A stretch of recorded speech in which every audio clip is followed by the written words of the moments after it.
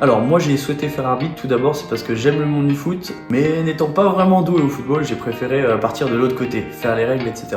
Mon oncle Nicolas Doucet, qui est au club de Flis, qui m'a proposé de faire arbitre à l'âge de 16 ans, sauf qu'il y a eu la période Covid et du coup ça m'a un tout petit peu décalé. J'ai commencé ma formation, j'avais 16 ans, je l'ai fini, j'avais 18 ans. Mais moi l'arbitrage c'est quelque chose que j'apprécie, savoir les règles, les transmettre et cadrer les joueurs. Ce que j'apprécie énormément, c'est de parler avec les joueurs sur le terrain, leur expliquer pourquoi je fais ça et pourquoi je ne fais pas. Donc bien sûr ça va des fois engendrer des tensions, les joueurs ne comprennent pas forcément. Donc c'est à nous de bien leur expliquer. Après bien sûr, si c'est de manière véhémente, on doit sanctionner. Alors actuellement j'arbitre au niveau district Alsace, j'ai fait un changement de district pour des raisons d'études. Et j'ai aussi arbitré des matchs au niveau universitaire, j'ai fait des rencontres régionales et même nationales universitaires 1.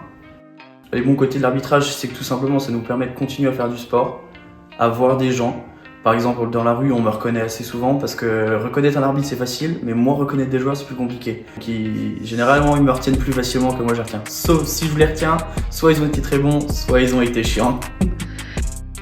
Des fois les supporters ils peuvent être un peu centrés que sur une équipe, en fait ils surprotègent leurs joueurs et ils ne comprennent pas pourquoi je fais ça. Peut-être passer en ligue, mais au niveau national je pense que ça va être compliqué parce qu'avec ma vue il y a des tests ophtalmologiques. Si je peux, pourquoi pas monter le plus haut possible. Merci. De rien.